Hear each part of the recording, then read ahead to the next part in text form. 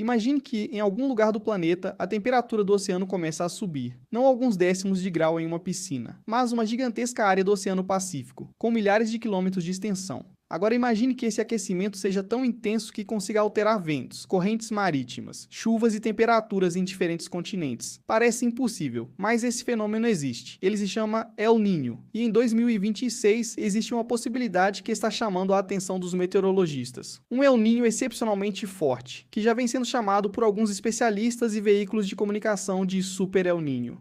As previsões mais recentes indicam que o fenômeno pode continuar ganhando força durante os próximos meses e atingir seu auge entre o final de 2026 e o início de 2027. Existe até uma probabilidade significativa de que sua intensidade alcance níveis históricos quando comparada aos eventos registrados desde 1950. Mas afinal, o que realmente está acontecendo no Oceano Pacífico? Por que a água está esquentando? Como uma mudança no oceano pode provocar seca em uma parte do planeta e enchentes em outra? E, principalmente, o que isso pode significar para o Brasil? Hoje nós vamos entender o El Niño desde o começo, sem termos complicados, sem transformar a previsão em certeza. E no final deste vídeo você também vai entender como se preparar para os possíveis impactos desse fenômeno, porque o que acontece no Pacífico pode não ficar no Pacífico. Para entender o El Niño, primeiro precisamos imaginar o Oceano Pacífico em condições normais. Na região equatorial, normalmente existem ventos chamados ventos alísios. Esses ventos sopram de maneira geral do leste para o oeste, ou seja, da região próxima à América do Sul em direção à Indonésia e à Austrália. Esses ventos empurram a água quente da superfície do oceano para o oeste. É como se o Pacífico tivesse uma enorme esteira transportando água quente. Por isso, normalmente existe uma grande concentração de água quente na região oeste do Pacífico. Enquanto isso, próximo à costa do Peru e do Equador, águas mais frias conseguem subir das profundezas. Esse processo é conhecido como ressurgência, e ele é extremamente importante para a vida marinha. As águas profundas carregam nutrientes que alimentam uma enorme quantidade de organismos. Por isso, a região do Pacífico, próxima à América do Sul, possui uma das áreas pesqueiras mais importantes do planeta. Mas então, alguma coisa muda. Os ventos alísios começam a enfraquecer. E quando isso acontece, a gigantesca massa de água quente, que normalmente fica acumulada no oeste, começa a se deslocar para o leste, em direção à América do Sul. É aí que começa a história do El Niño. Quando a água quente se desloca para o centro e para o leste do Pacífico Equatorial, a superfície do oceano fica muito mais quente do que o normal, e isso desencadeia uma reação. Água quente significa mais evaporação. Mais evaporação significa mais umidade na atmosfera. E mais umidade significa mudanças na formação de nuvens e na distribuição das chuvas. É como se o oceano estivesse transferindo uma enorme quantidade de energia para a atmosfera. E essa energia não desaparece. Ela interfere na circulação atmosférica. Os ventos mudam, as correntes de ar mudam, as áreas de chuva mudam, e os sistemas meteorológicos podem seguir caminhos diferentes. É por isso que o El Niño é muito mais do que simplesmente o oceano ficando quente. Ele é uma interação gigantesca entre oceano e atmosfera. Essa interação faz parte de um sistema chamado ENSO, ou Oscilação Sul-El Niño. E é justamente essa conexão entre o oceano e a atmosfera que permite que um fenômeno localizado no Pacífico provoque efeitos a milhares de quilômetros de distância. Existe uma história curiosa por trás do nome. Pescadores do Peru já observavam há séculos que, em determinados períodos, a água próxima à costa ficava mais quente e a quantidade de peixes diminuía. E havia outro detalhe. Essas mudanças frequentemente aconteciam próximas ao período do Natal. Por isso, os pescadores passaram a chamar o fenômeno de El Niño, uma referência ao menino Jesus. O nome acabou sendo incorporado pela ciência. Hoje, porém, quando os meteorologistas falam em El Niño, estão falando especificamente de um padrão climático associado ao aquecimento anormal das águas do Pacífico Equatorial e às mudanças na circulação atmosférica. O fenômeno costuma acontecer a cada 2 a 7 anos, e normalmente dura entre 9 e 12 meses. Mas nem todos os El Niños são iguais. Alguns são fracos, outros são moderados, alguns são fortes, e alguns podem se tornar extraordinariamente intensos. É aqui que chegamos ao chamado Super El Niño. Aqui existe uma diferença importante. Super El Niño não é uma categoria oficial usada pela Organização Meteorológica Mundial. Os cientistas utilizam índices e classificações específicas para medir a intensidade do fenômeno. O termo Super El Niño é normalmente utilizado para descrever um evento extremamente forte. E existem motivos para esse termo estar aparecendo tanto nas notícias de 2026. As águas do Pacífico Equatorial estão apresentando um aquecimento significativo, e os modelos climáticos indicam que o fenômeno pode continuar se intensificando. Em agosto de 2026, a NOAA elevou para mais de 90% a probabilidade de um El Niño muito forte durante a temporada de outono e inverno do hemisfério norte. Mais impressionante ainda, há uma probabilidade estimada de 69% de que o evento entre outubro e dezembro alcance níveis historicamente elevados, potencialmente superando os eventos mais intensos observados desde 1950. Isso não significa que já sabemos exatamente como será o clima em cada cidade, e também não significa que todos os recordes anteriores serão necessariamente quebrados. Previsões climáticas trabalham com probabilidades, mas o sinal é suficientemente forte para justificar a atenção. E é justamente por isso que este El Niño está sendo tratado com tanta cautela. Mas quem causa o El Niño? Essa talvez seja uma das perguntas mais interessantes, porque a resposta simples seria: o El Niño acontece porque o Pacífico esquenta. Mas isso não explica realmente o fenômeno.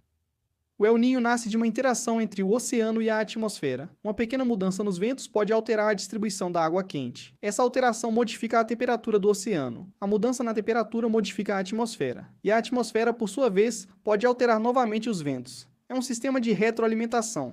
Imagine uma bola de neve descendo uma montanha. No começo, a mudança pode ser pequena, mas conforme o sistema se desenvolve, ela pode crescer e envolver uma área gigantesca. No Pacífico, esse processo envolve correntes, ventos, pressão atmosférica, temperatura da superfície do mar e circulação de calor. E existe ainda outro detalhe: a água quente pode se acumular abaixo da superfície do oceano. Essa enorme reserva de calor pode funcionar como combustível para a evolução do fenômeno. Por isso, os cientistas não observam apenas a superfície. Eles também monitoram o que está acontecendo embaixo dela. Normalmente, o El Niño começa a se desenvolver entre março e junho. Depois, ele continua evoluindo, e geralmente atinge sua maior intensidade entre novembro e fevereiro. Isso significa que os próximos meses são especialmente importantes. O fenômeno que já está sendo observado em 2026 pode continuar se fortalecendo até o final do ano. E isso explica porque os meteorologistas estão olhando com tanta atenção para o período entre outubro e dezembro. Mas existe algo que precisamos entender. Um El Niño forte não significa que todo o planeta terá o mesmo tipo de clima. Muito pelo contrário. O grande perigo está justamente na capacidade do fenômeno de produzir efeitos completamente diferentes dependendo da região.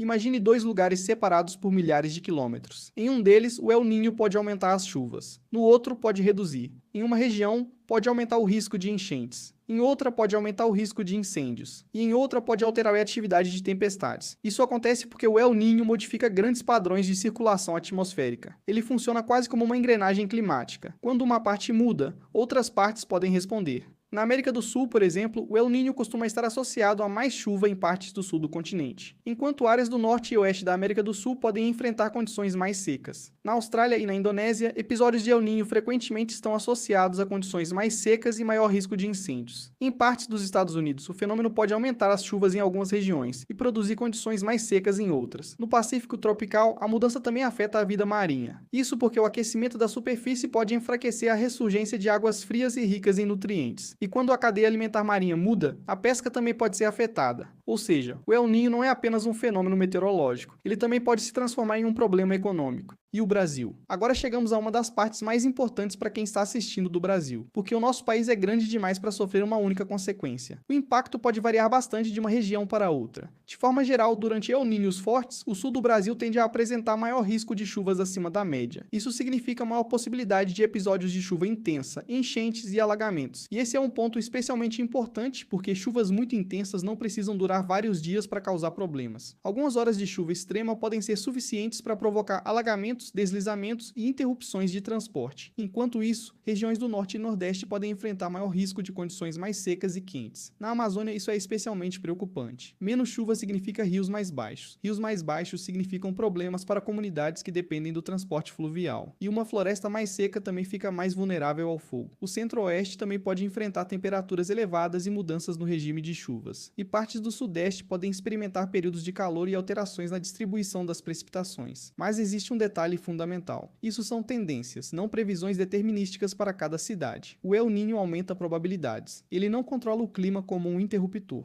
Talvez uma das maiores preocupações relacionadas ao El Niño de 2026 seja justamente a Amazônia. A floresta depende de enormes quantidades de água circulando entre solo, vegetação e atmosfera. Quando períodos de seca se tornam mais intensos, a floresta perde parte de sua capacidade de resistir ao fogo. E existe uma combinação perigosa: seca mais calor, mais vegetação ressecada, mais fontes de ignição. O resultado pode ser um aumento expressivo do risco de incêndios. Isso não significa que toda a Amazônia irá simplesmente pegar fogo, mas significa que determinadas áreas podem se tornar muito mais vulneráveis. E existe ainda um efeito em cadeia. Secas severas podem reduzir o nível dos rios. Isso afeta transporte, afeta comunidades, afeta a agricultura, afeta a geração de energia em algumas regiões, afeta a fauna e pode dificultar até mesmo o combate aos incêndios. Por isso, o El Niño não deve ser observado apenas como uma previsão de temperatura. Ele precisa ser entendido como um fenômeno capaz de pressionar vários sistemas ao mesmo tempo. O El Niño tende a aumentar a temperatura média global. Isso acontece porque o oceano tropical libera uma grande quantidade de calor para a atmosfera, e quando esse calor é redistribuído pelo sistema climático, a temperatura média do planeta pode subir. Foi justamente a combinação entre o forte El Niño de 2023 a 2024 e o aquecimento provocado pelas atividades humanas que contribuiu para temperaturas globais extraordinariamente altas. Mas existe uma distinção importante. O El Niño é um fenômeno natural. Ele não é causado pelas mudanças climáticas provocadas pelo ser humano. Por outro lado, um planeta mais quente pode aumentar alguns dos impactos associados ao fenômeno. Um oceano e uma atmosfera mais quentes possuem mais energia e capacidade de carregar umidade. Isso pode contribuir para extremos de calor e precipitação mais intensos. Portanto, não devemos dizer simplesmente: El Niño é consequência do aquecimento global. A relação é mais complexa. O El Niño existe naturalmente, mas ele acontece sobre um planeta que já está mais quente.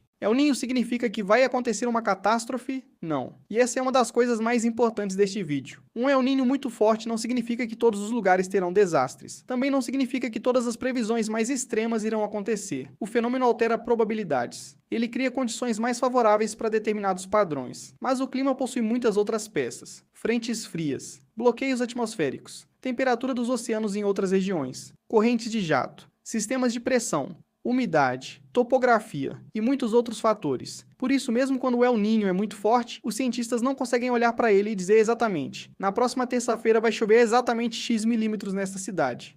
O que podemos fazer é observar tendências, e quanto mais próximas do evento estão as previsões, mais informações conseguimos reunir.